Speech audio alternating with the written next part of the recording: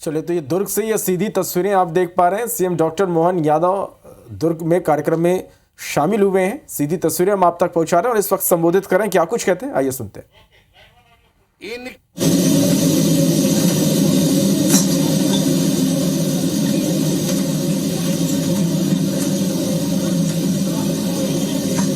बोले गोपाल कृष्ण भगवान की। मैं महाकाल की नगरी से आता हूं और राजा सूरसेन यादव की नगरी महाकाल की नगरी। बाबा महाकाल की जयकारा नहीं हो तो आधा आधा लगेगा। बाबा महाकाल वो देवता है जिन्होंने गोपाल कृष्ण भगवान को मथुरा में कंस को मारने के बाद शिक्षा ग्रहण करने जब भगवान कृष्ण उज्जैन आए तो चारों वेद, 18 पुराण, 64 कला, 14 विद्या सभी में निष्णात करके वो अद्वितीय से अद्वितीय बहुत अपने आप में जीते जी भगवान के रूप में जो उनका रूप दिखला है वो हमारी उज्जैन की नगरी बाबा महाकाल की नगरी। हम सब सौभाग्यशाली हैं। मेरे साथ बोले जय जय महाकाल, बोले गोपाल कृष्ण भगवान की। मंच पर विराजमान मैंने कहा कि आप बुलवा लीजिए, तो उन्होंने कहा मैंने अपनी बात रख दी। हमारे यहाँ के सांसद माननीय विजय सिंह बघेल जी के लिए अभिनंदन करें, जोरदार तालियां बजाएं उनके लिए। एक और सांसद मेरे साथ आए हैं, माननीय संतोष पांडे जी। संतोष जी के लिए भी जोरदार अभिनंदन करें। और हमारे अपने परिवार के हिस्सा पूर्व सांसद और भाजपा के महापौर और क्या क्या जवाबदारी रही है, उपाध्यक्ष और पता नहीं कितनी जवाबदारी। जोरदार तालियां मधुसूदन यादव जी के लिए।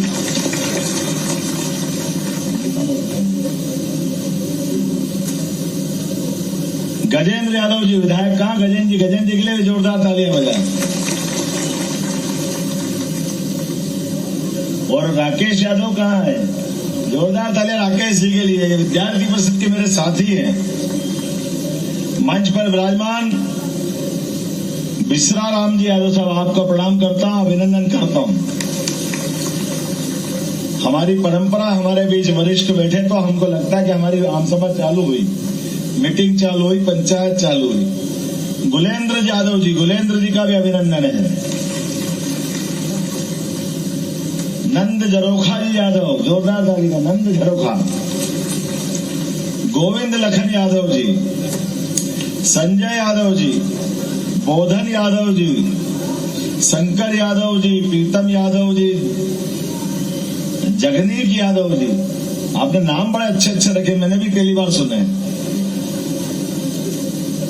ललित यादव जी और भाजपा के हमारे नेता, पूर्व मंत्री और वर्तमान विधायक राजेश मूणत जी। जोरदार तालियां राजेश मूणत जी के लिए भी बजाएं।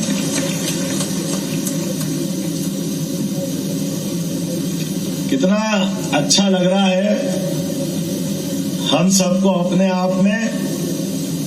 मुझे भी इस बात की प्रसन्नता है कि लोकतंत्र के अंदर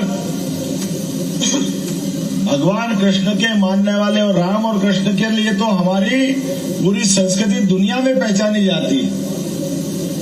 भगवान कृष्ण के जीवन काल को हम देखें तो अभाव में, कष्ट में जीने वाले लोग घबरा जाते हैं, लेकिन गोपाल कृष्ण को सामने रखो तो ध्यान में आएगा कि कष्ट क्या होता है, तकलीफ क्या होती है। और इन तकलीफ और कष्ट के बावजूद भी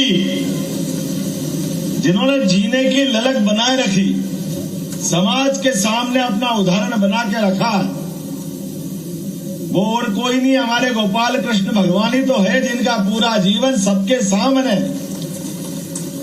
अभावों के बावजूद भी एक ऐसे बालक का जन्म होने वाला जिनके माता पिता को पैदा होने के पहले जेल डाल दिया जाए। कभी कल्पना करो किसी माँ बाप को जेल जाना पड़े और बच्चा पैदा हो, तो अपने परिवार में आमतौर पर समाज में ऐसा माना जाता है कि इनका कैसा भाग्य है कि जेल जाना पड़ रहा है। लेकिन वो भगवान जो जीते जी अपने मानव से भगवान बन के गए, उनका जन्म ही जेल में हुआ। चलो मान लो जन्म जेल में हुआ तो छोटे बालक थे, पता नहीं उनका क्या होती दुनिया, लेकिन अपनी जीवन की दिनचर्या चालू करते हैं यशोदा और नंद बाबा के साथ।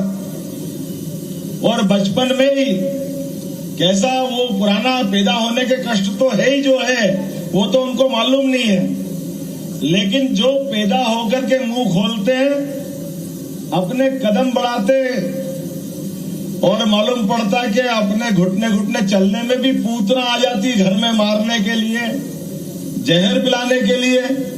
ये अलग बात है कि भगवान ने अपने बाल रूप से ही समाज की हिम्मत बढ़ाने का काम किया। जो जो उनके रास्ते में आया वो मरता गया, भगवान दिनों दिन बढ़ते गए। ये भगवान गोपाल कृष्ण का हमारे लिए वरदान है। और एक नहीं, एक बार नहीं, पूतना आई, पूतना मरी, फिर बकासुर आया, बकासुर मरा, धेनासुर आया, धेनासुर मरा, एक के बाद एक। लेकिन जाने अनजाने हमारे भगवान के पराक्रम पुरुषार्थ को भी संशोधन करने की जरूरत है। आप बताओ, एक के बाद वो जो उनको मारने आ रहा है, भगवान उनको मार देते हैं। अब मारने के बाद तो बच्चा तो पूछते ही होगा ना माँ से, यशोदा माँ से, कि ये हमने मारा, ये कौन है? तो माँ क्या बताएगी? बेटा तू बच के रहना, ये कंस के लोग हैं, ये कंस के भेजे लोग हैं, इनसे सावधान रखना। इतना तो बताते होंगे भगवान को।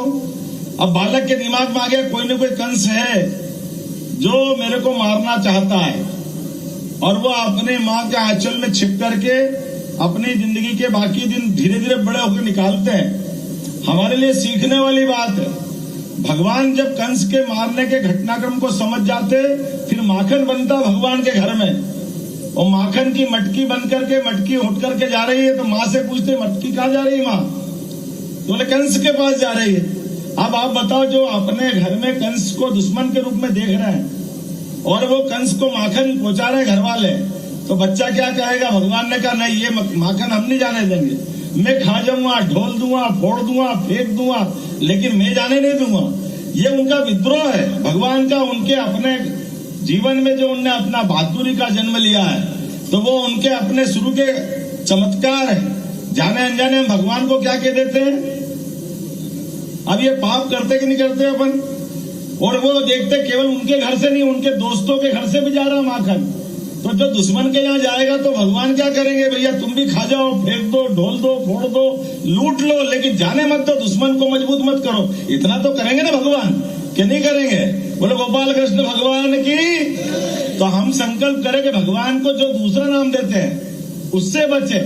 जो बच्चा बचपन से ही अपने समाज को पुरुषार्थी बनाना चाहता, जो अपने के खिलाफ कोई संघर्ष करता है, उसके खिलाफ ताकत बनाना चाहता है, और इसीलिए हम भगवान कृष्ण की उन लीलाओं को भी एक बार नए सिरे से देखें। भगवान के होठों पे खिलने वाली मुस्कान जीते जी, और ये यादव समाज की देन है कि भगवान कालिया नाग के ऊपर भी नृत्य करते हुए मुस्कुरा रहे हैं। सभी कठिनाइयों में नृत्य करने की हिम्मत किसी में है हमारे समाज में।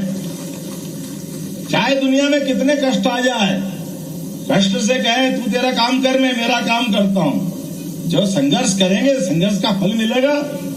वो अपने लिए देखो, समाज की शक्ति इकट्ठी होती है तो गोवर्धन पर्वत को भी अपनी उंगली पे धारण करते। ये हमारा सौभाग्य है। गोपाल कृष्ण ने गोवर्धन धारी देकर के भी अपने को जीवन में क्या बताया?